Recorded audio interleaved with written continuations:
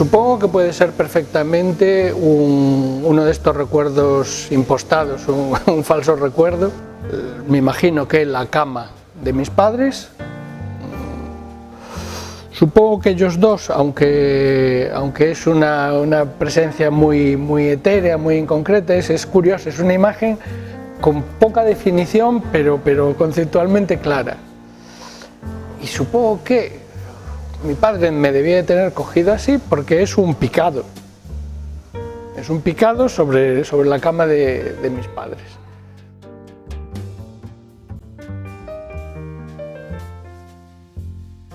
Podría identificar seguramente las primeras veces que fui consciente del color en un sentido un poco más depurado, no sé ni qué edad tendría, y posiblemente fuesen verdes, ocres, tal, asociados con las temporadas de mi infancia en la Terra Cha lucense.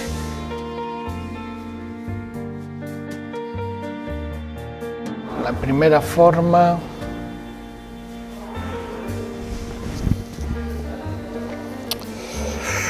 el primer cuarto que tuve de niño tenía una puerta de estas, pues bueno, supongo que baratas de la época y tal, que el panel central estaba hecho, era un panel de aglomerado, de aquellos primeros aglomerados que había de piezas muy grandes. Al ser piezas tan grandes y de distintas tonalidades de la madera, uno de mis juegos favoritos era descubrir formas en aquel panel.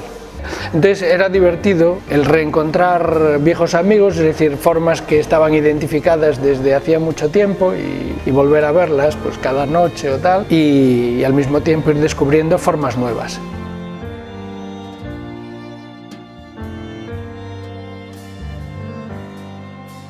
Eso sí, vamos, pero desde el primer momento. Además muy asociado a la cama, digamos, a estar en cama y tal, y entender cómo funcionaba, ¿no? Esa perspectiva interior, hasta tal punto que lo tuve siempre tan naturalizado que para mí, cuando llegué a arquitectura, era tan natural como, pues eso, como distinguir el verde del rojo o el salado del dulce.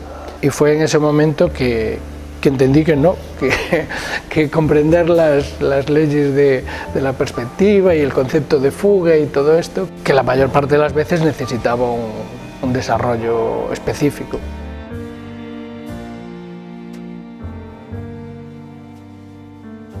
No estoy seguro, pero apostaría por 3. No sabría colocarlos en orden. Mar, es decir, oleaje, viento y lluvia.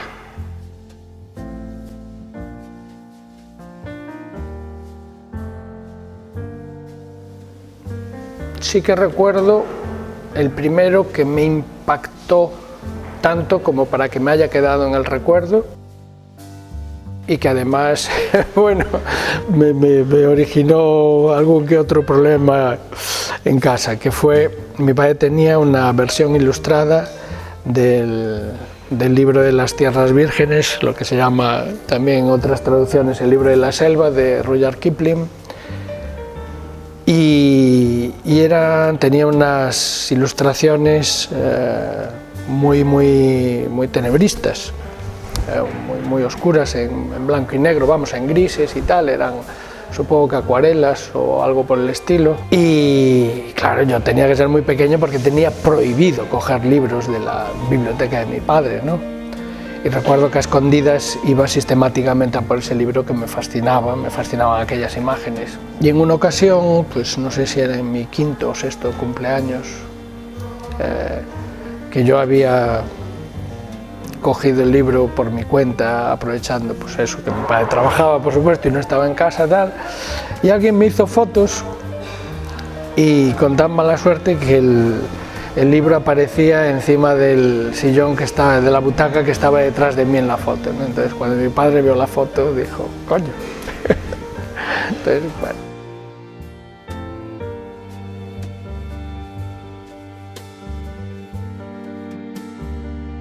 fíjate cuántos recuerdos míos están asociados con periodos de enfermedad leve, ¿no? Fui un niño enclenque hasta los 12 años más o menos. Y pasaba temporadas en cama, pues, con gripes, con sarampiones, con cosas de estas y tal. Entonces, en esos días en que no iba al cole, tenía derecho a acceder también a otro preciado bien de mi padre, que era una carpeta en la que guardaba una colección incompleta, porque muchos los había perdido prestándoselos a alguien, no sé muy bien a quién, al final. Una colección incompleta del Flash Gordon, no el de Alex Raymond, sino el de Dan Barry. Y ese fue el primer TVO que también a mí me enganchó. Y yo dije, ¡guau! ¡Qué bien dibuja este tío! Hasta tal punto que como fui muy ignorante hasta que, bueno, aún lo sigo siendo, en terreno de cómic no creas que soy ningún experto. Pero claro, con el atrevimiento de la ignorancia suma en los primeros años, yo para los conocedores y expertos, supongo que era anatema cuando decía que a mí me gustaba más el Flash Gordon de Dan Barry que el de Alex Raymond, ¿no? Se echaban las manos a la cabeza y decían, Dios mío, ¿cómo es posible? Pero sí.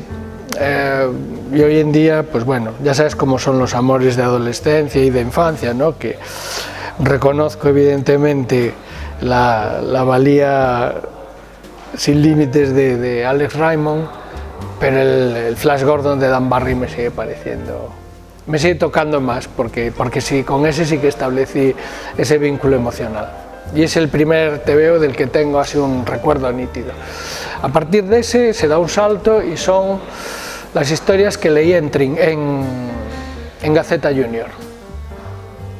Y en Trinca, que me las prestaba un amigo, un compañero de colegio, el Axtur de la Fuente, el Peter Petraque de Calata, de Miguel Calatayud, pero después en Gaceta Junior el concepto de revista, ¿no? Y todas las historias que allí leí, sin saberlo, por primera vez una obra dibujada por Hugo Pratt, La Isla del Tesoro, dibujada por Pratt.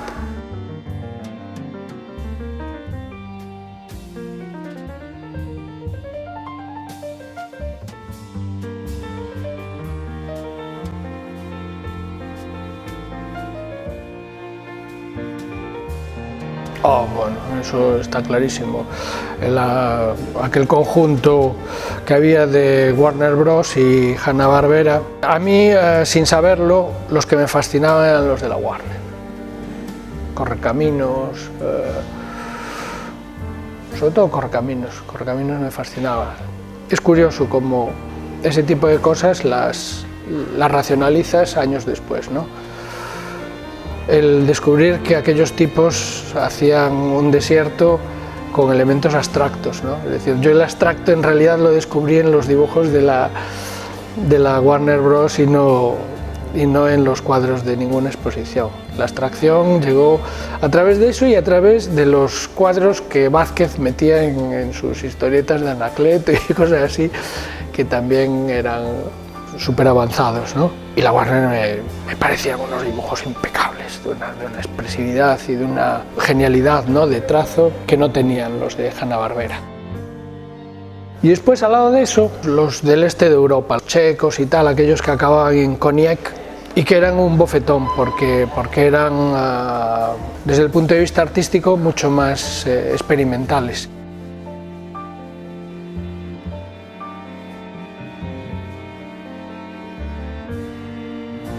De los últimos que me han enganchado y sorprendido, Over the Garden Wall, una auténtica maravilla, una delicia de serie, con una estética, pues, años 40, y una historia onírica y al mismo tiempo, bueno, simbólica, metafórica, muy bonita.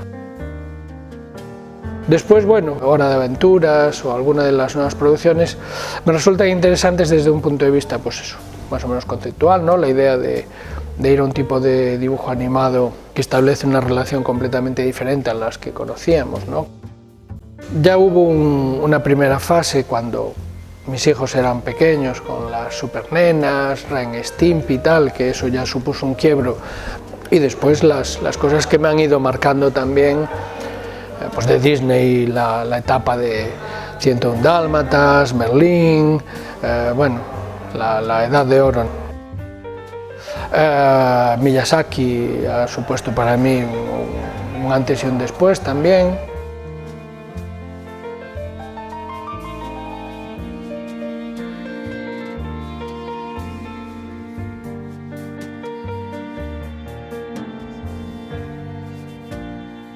Yo diría que por un lado, una es no necesariamente en lo comercial, ¿no? En el estándar comercial, pero en el conjunto de la creación de los dibujos animados, por fin nos hemos quitado de encima la obsesión por la animación,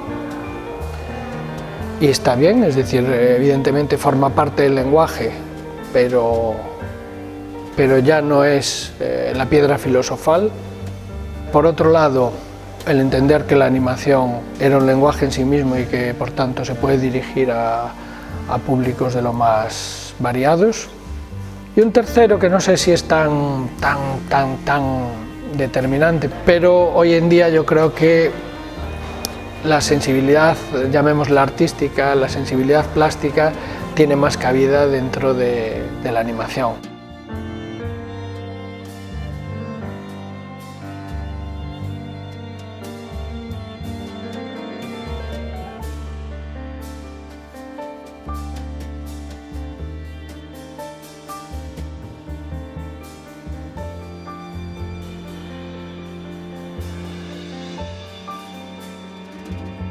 Bueno, eso sin lugar a dudas. Hace poco incluí en mi Facebook un post precisamente que era una imagen dibujada por mí de las cuevas de Lascaux, ¿no?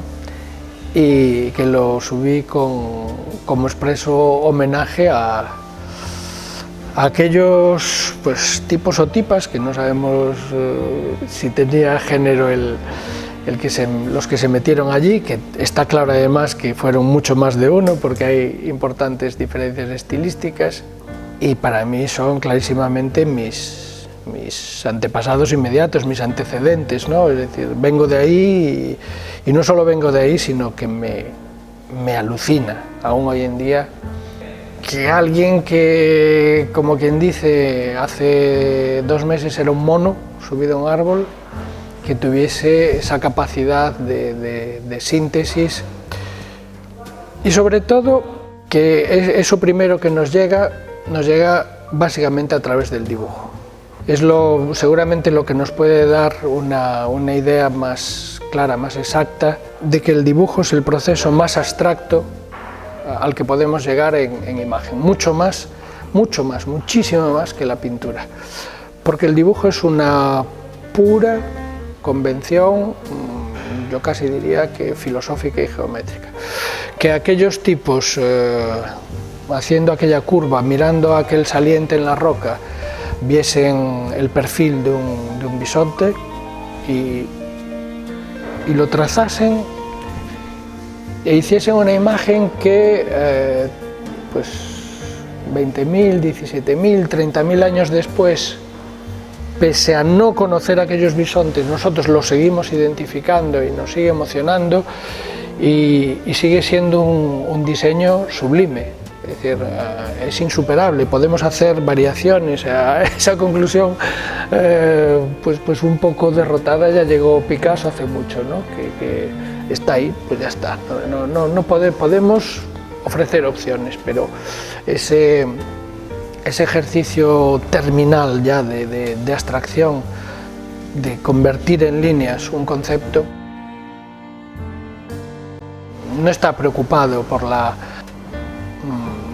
fisiología del bisonte, por la colocación de sus músculos, no, es el concepto del bisonte, es el concepto del caballo. Entonces lo consiguen hacer, pues eso, con una simple línea, ¿no? Vemos un caballo en un trazo que ni siquiera está completo, y lo vemos y decimos, es un caballo, y es un caballo además sublime, ¿no?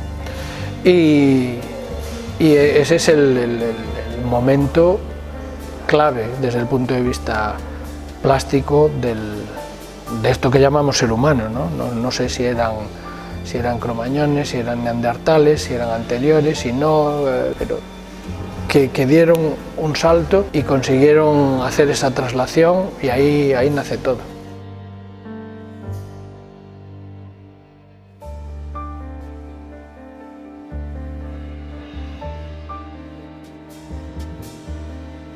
En cierto modo sí, puesto que me resulta difícil no creerme que mientras ellos emborronaban las paredes, los otros iban a jugarse la vida cazando.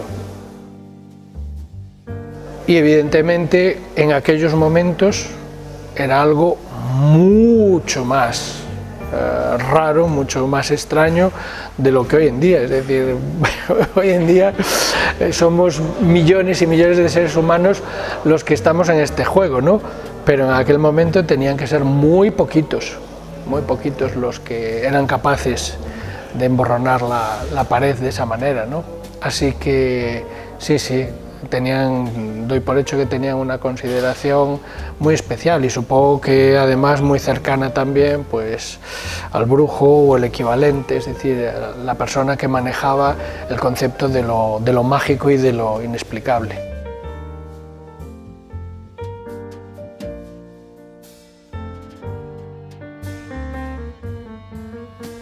¿Por qué dibujo un niño? Yo, en el fondo, creo que las razones es la navaja de Ockham. Las razones más simples al final son las que se imponen. El ser humano dibuja por una enfermedad, por una necesidad de entender el universo que lo rodea, y una de las formas que tenemos de intentar codificarlo, intentar comprenderlo, intentar fijarlo incluso, seguramente es la primera, es el dibujo. Es un instinto que normalmente no se pierde hasta los 8 o 10 años. Y durante ese tiempo el dibujo es una actividad compulsiva en todos, sea como sea, todos los niños tienen la tendencia a representar a través del dibujo no solo el mundo físico, sino también el imaginario, el de los sentimientos. Y supongo que eso es lo que está en el origen. Empiezas haciendo rayas y llega un día en que uno de esos monos, la raya que hace, dice: ¡wow! Aquí detrás hay algo más, como le sucede al niño. Como el niño de repente hace un círculo, le pone 2 puntos y te dice: eres tú. Eso es pura abstracción conceptual.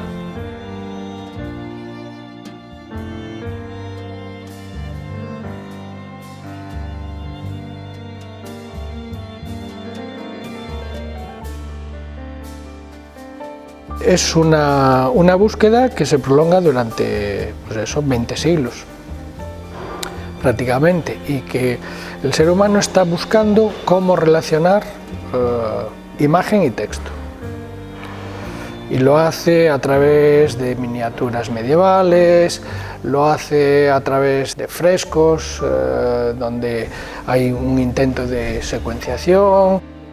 Muchas de las tiras egipcias que van describiendo el proceso del alma o cómo se organizaba el reino del faraón, etcétera, etcétera, y tiene claramente una intención secuencial. Es decir, el hombre lleva mucho tiempo intentando representar el transcurso del tiempo a través de la imagen, y yo en ese sentido pues acabo siendo bastante académico. Básicamente se establece entre Suiza con Toffler y la gente de su alrededor, y en Estados Unidos el Yellow Kid. Curiosamente hay un gallego, Loaces, en Argentina, a finales del 19, está haciendo también caricatura en la misma línea que Toffler lo estaba haciendo en Suiza. Y es la primera vez, y claro, es explosivo.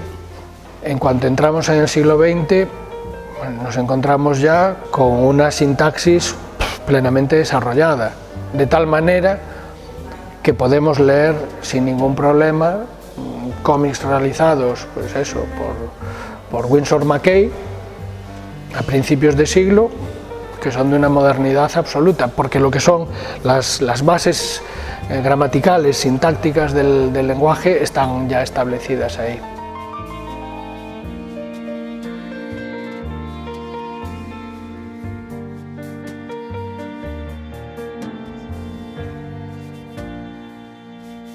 No, es un proceso natural. Lo que es curioso es, claro, lo que hemos visto con los lenguajes que se han generado a partir del siglo XIX.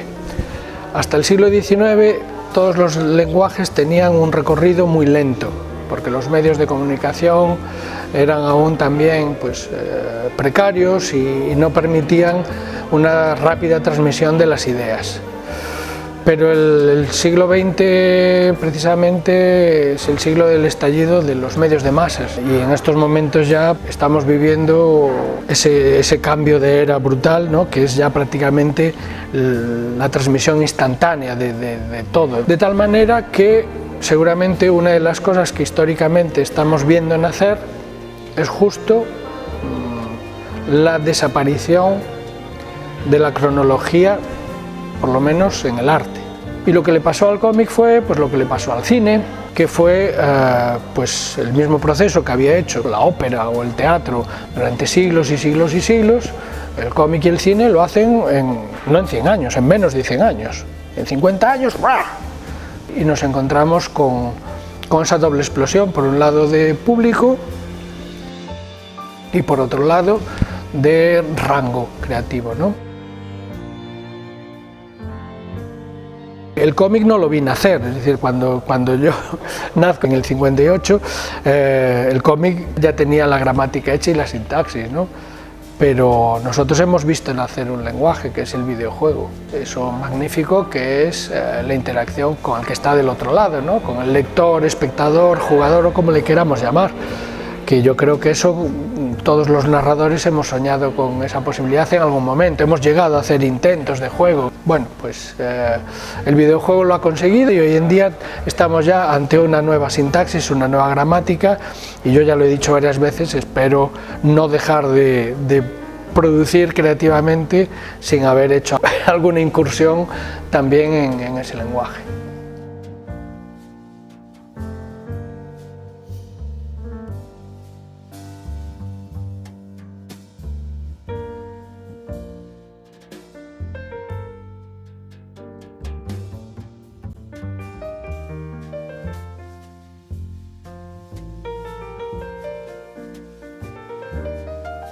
En ilustración seguramente casi acabaría yéndome a mi formación como dibujante y como pintor. Tengo en ese sentido 3 referencias muy claras: Toulouse-Lautrec, Egon Schiele y Gustav Klimt. Klimt me fascina, pero hay algo en Egon Schiele y en Toulouse-Lautrec que realmente me subyuga, ¿no? Y sobre todo en relación con eso que hablaba antes de la capacidad de representación a través de un trazo, de una línea, de algo que trasciende. Pero después, cuando llego al cómic, Moebius es la luz que me deslumbra, es el momento de epifanía, ¿no? Que digo, ¡pua! Precisamente porque veo en Moebius, no en cuestión de estilo, porque es un concepto diferente de la línea, pero es como si viese el mismo genotipo que veía en Toulouse-Lautrec o en Egon Schiele. Y seguramente más en la línea de George Grosz, más expresionista, pero también me resulta muy impactante cuando lo conozco el dibujo de José Muñoz, el argentino José Muñoz. Entonces, digamos que entre esos dos extremos, ¿no? me voy moviendo cuando pienso en eso, en ilustrar, en hacer cómic. A nivel de guión, claramente marcado por 2 líneas también diferentes, como eran el realismo mágico en su acepción más amplia, Cortázar, Borges, Bioy Casares, Alejo Carpentier, es decir, todos, pero en los que para mí también están pues Álvaro Cunqueiro o incluso muchas de las obras de Torrente, ¿no? Y eso en paralelo a otra vía que tiene muy poco que ver con ellos, pero que sería sobre todo Virginia Woolf y en cierta manera menos, pero Proust, que es el desarrollo del monólogo interior, ¿no? Que tienen sus personajes y ese contar el mundo desde dentro, Y entonces también ahí hay dos patas sobre las que voy estudiando esa gramática particular, que son por un lado precisamente el guionista con el que trabaja José Muñoz durante tantos años, que es Carlos Sampayo, con el que hace muchas de sus historias, que me parecen auténticos tratados, ¿no?, de cómo se hace el cómic. Y por otro lado, Pierre Christine, un guionista francés con el que colabora Bilal durante muchos años también. Es el creador, el guionista de Valerian, que es un personaje también pues, planetario, ¿no?, del cómic francés. Y las historias de Pierre Christine, un poco como me sucedía con estas de Carlos Sampayo, son muy adultas. El uno en el terreno más expositivo, Christine, más ideológico, y en el caso de Sampayo y de Muñoz, pues bueno, más emocional, más adultas desde el punto de vista del desgarro personal. Después, un poco más a posteriori, descubro el valor como guionista de Will Eisner en un concepto, si queremos, más clásico, de construcción dentro del cómic, ¿no?, de un tipo de narración que muchas veces tiene muchas cosas en común con lo cinematográfico también, pero que es impecable y me ayuda a entender los ritmos, la peculiaridad que tiene el cómic para expresarse con tremendas diferencias en relación con otros medios narrativos, pues como puede ser eso, la novela o el cuento, ¿no?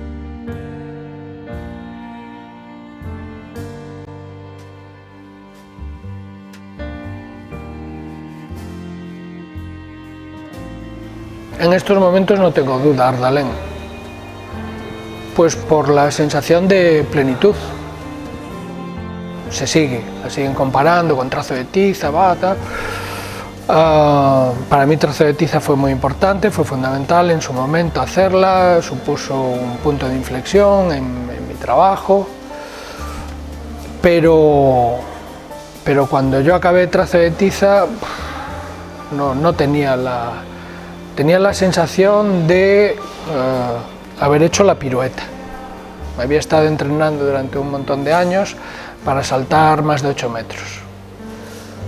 Y yo con Ardalén sí que tuve la sensación de hacer lo que quería.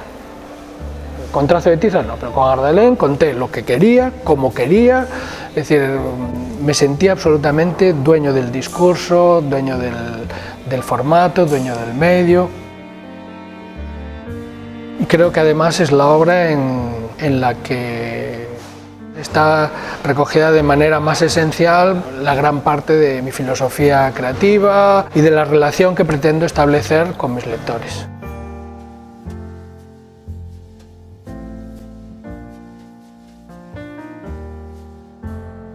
Sí, siempre hay obras malditas.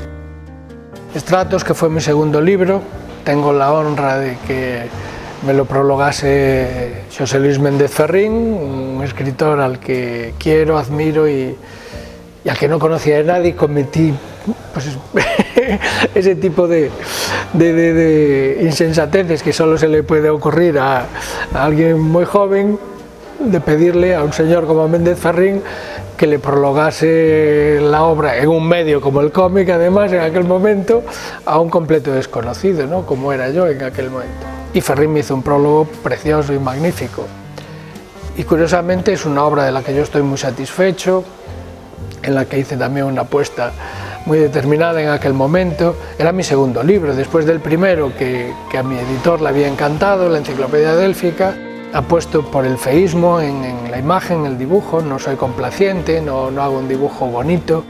Es el primer comentario que me hace el editor cuando ve las páginas, dice: Dios mío, con lo bien que dibujabas y te has olvidado de dibujar bien, ¿no? Renuncio a los grises, es blanco y negro, muy barroco, muy rayado, muy lleno de trazos.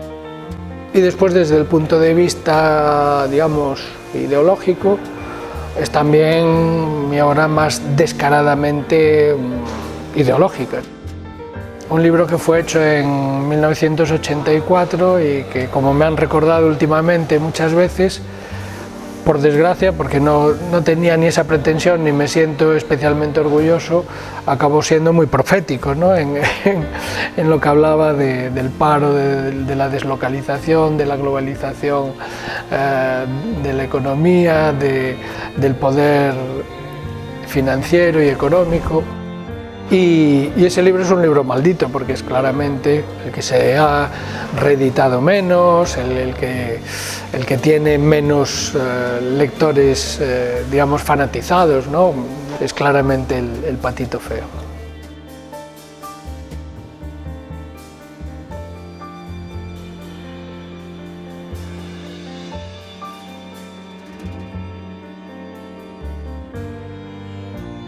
Mi hijo mayor, Adrián, supongo que debe tener como 2 años, y una de esas noches que toca de guardia, que fueron muchas con él, estoy a las tantas de la madrugada, sentado con él en el regazo, en el salón, todas las luces de la casa apagadas, y entonces, zapeando, de repente aparece una película de dibujos animados. Y son 2 niñas en lo alto de la copa de un árbol inmenso, gigantesco, una niña más pequeñita y otra preadolescente, con una especie de gato de peluche gigantesco, así fantástico tal, que acaba sacando un paragüitas y que empieza a sonar una música y bajan del árbol, descienden flotando, entonces van caminando por la tierra y van naciendo plantas, y yo me quedo embobado.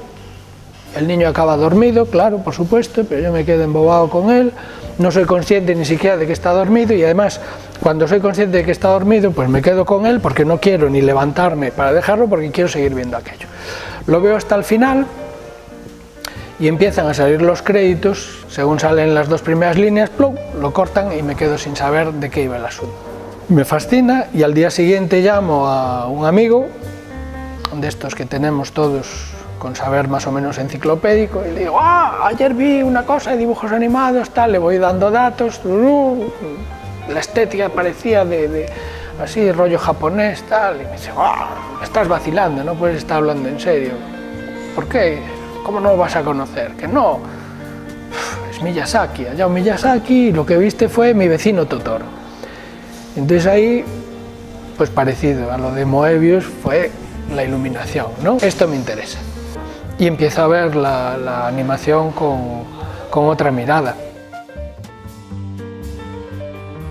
Empiezo a trabajar en la idea del chavarín, la mascota, y se empieza a pensar en las caretas de entrada y de salida del programa y tal, y muy poco tiempo después me llega ya la propuesta para colaborar en Men in Black.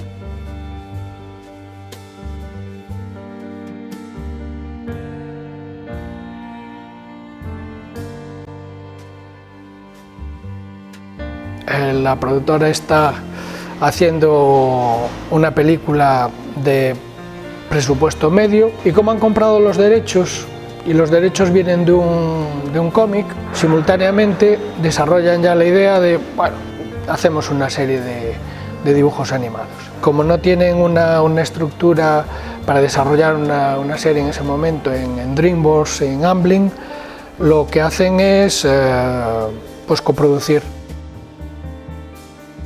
Y las propuestas que traen son: el director artístico, Alex Stevens, lleva un libro de un europeo que va sobre un detective que se llama Manuel Montano, y que dice que esos dibujos le gustan mucho y que, bueno, que no son realistas, tal. El productor ejecutivo, Richard Reines, va con un libro que se llama Trazo de tiza, y que no tiene nada que ver, porque uno es pictórico y el otro es dibujo de línea, tal. Y Sander Schwartz, que es el consejero delegado de Sony, es el que lo identifica a las dos y dice, pero son del mismo, que es un tío al que leo yo también. Entonces, bueno, decide, pues si nos gustan los 3, tal. Y así se lo proponen a DreamWorks, le dan el visto bueno y me llaman. Un telefonazo y estamos poniendo en marcha un proyecto, si te interesaría participar.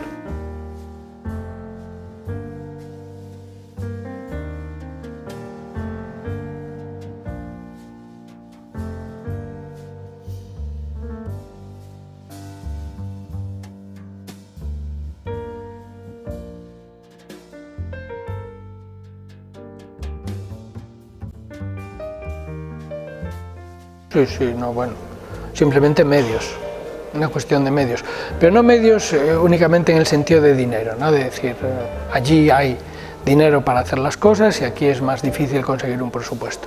Es conceptualmente también.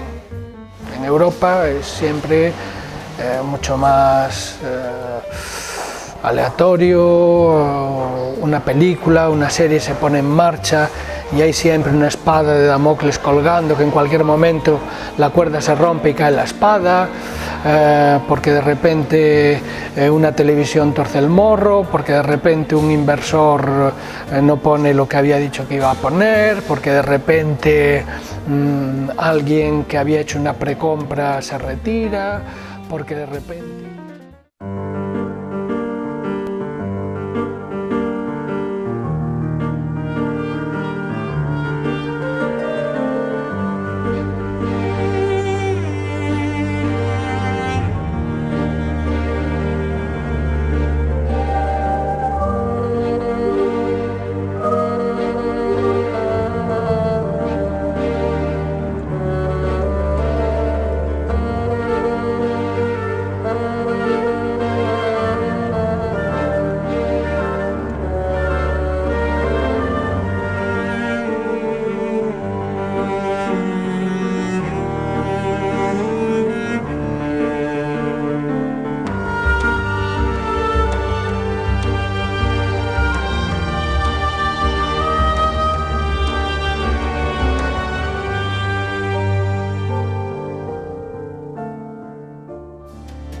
Porque básicamente el audiovisual es una obra colectiva y yo venía de medios que eran lo contrario, es decir, la expresión absoluta de mi individualidad.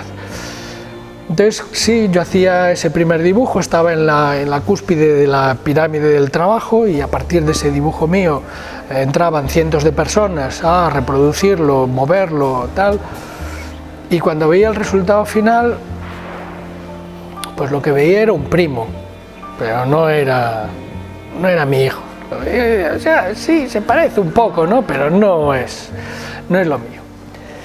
Y además, claro, no lo podía evitar, como narrador, yo había veces que tampoco decía, ¡ay! Yo esto no lo hubiese contado así. Entonces me planteé algo parecido a como me planteé Trazo de tiza en su momento.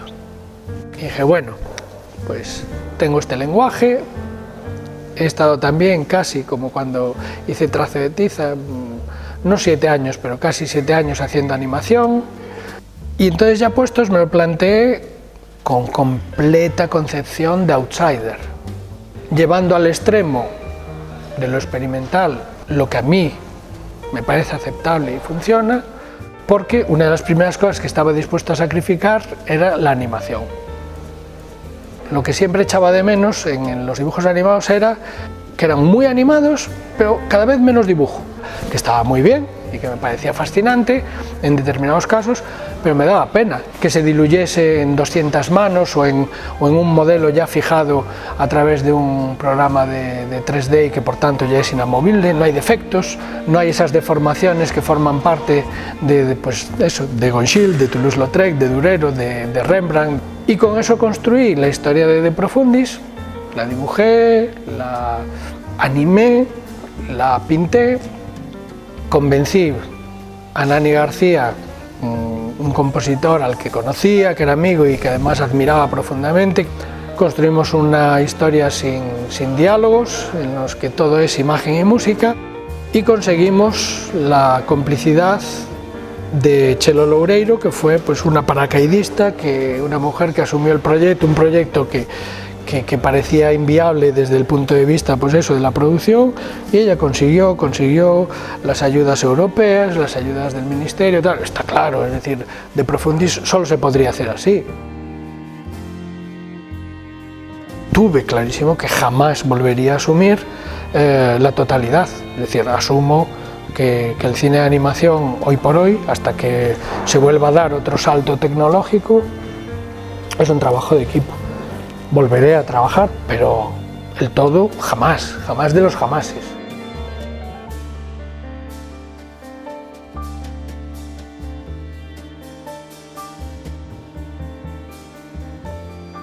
La única referencia que encontraría fue en su momento, que era también fruto de una realidad histórica, social, coyuntural, en aquel instante. Yo estoy estudiando arquitectura, estoy absolutamente inmerso en una cotidianidad en la que los libros, la pintura, el cine, el arte en general es algo de lo más normal que yo recibo a través de mi padre, pero que en un momento determinado, cuando después de 4 años de arquitectura yo digo que lo dejo y que quiero dedicarme al arte, eso supone un auténtico drama familiar. Y un drama que, bueno, que planteó digamos, una fricción que no llegó a resolverse nunca. Pero es, bueno, no va más allá, es decir, yo lo tuve claro, quiero hacer esto, pues ya está, tengo 21 años y tengo claro que esto es lo que quiero hacer. Fue más problemático lo otro, ser padre y de repente perder el control sobre un montón de horas diarias de tu vida.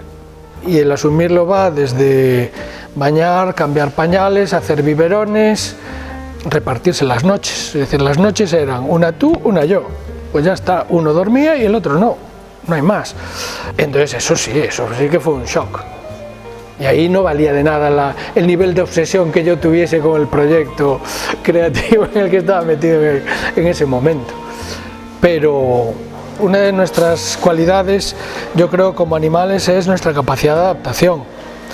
Y fui capaz de adaptarme a aquello y fui capaz de hacer trazo de tiza en ese sistema, durmiendo poco, descubriendo Miyazaki a las 3 de la madrugada y cambiando pañales y haciendo biberones.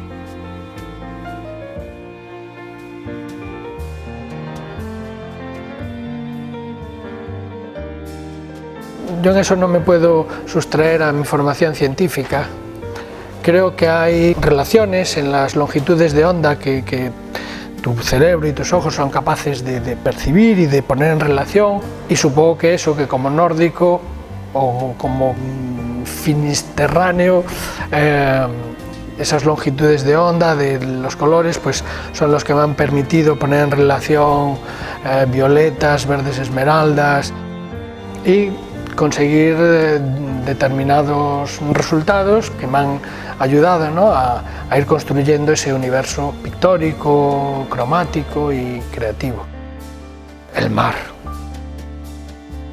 es determinante, el mar genera ideas de todo tipo, filosóficas. Eres consciente, mucho antes que muchas otras personas, me imagino, de lo fugaz que pueden ser cosas aparentemente muy sólidas, cuando ves que el mar se lleva por delante toda una balaustrada de un paseo marítimo, mueve una roca desmesurada,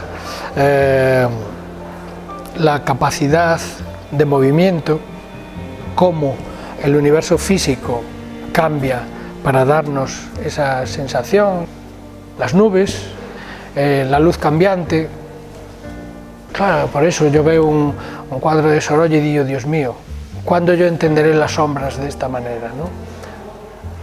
Puedo llegar a imitarlo, puedo entender cómo él lo ha interpretado, pero estoy seguro pues, que un pintor del Mediterráneo o de África o australiano lleva incorporado en el propio genoma la luz que hay dentro de la sombra. Dentro de mis sombras no hay luz, es un concepto totalmente diferente y todo eso está ahí, te conforma, y te conforma el cuarto en el que dibujas y en el que pintas y el entorno en el que vives.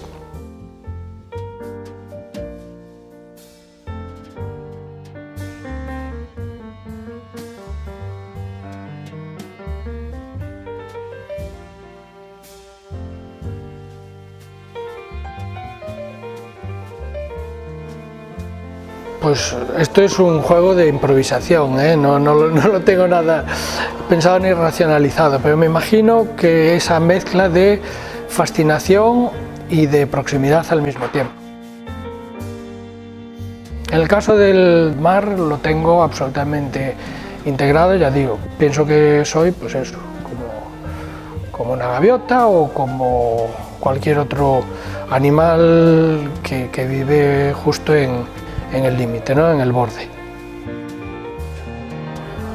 El mar, el océano, forma parte de mi ecosistema a todos los niveles, mentales, filosóficos, cotidianos, y lo necesito, y necesito su olor, su presencia. Y en el caso de la mujer, supongo que ahí sí que lo que influye mucho, hablando ya de obra, es el material todo narrativo para construir historias, como fuente de conflicto, como punto de vista diferente, como elemento estético, sobre todo porque además está enfrente. No tengo el sentimiento de posesión que puedo tener, pues, por ejemplo, eso, con determinados sentimientos o reacciones que culturalmente establecemos como muy masculinos, ¿no? Entonces, desde ese punto de vista de contador de historias, de constructor de historias, son personajes que me resultan muy interesantes.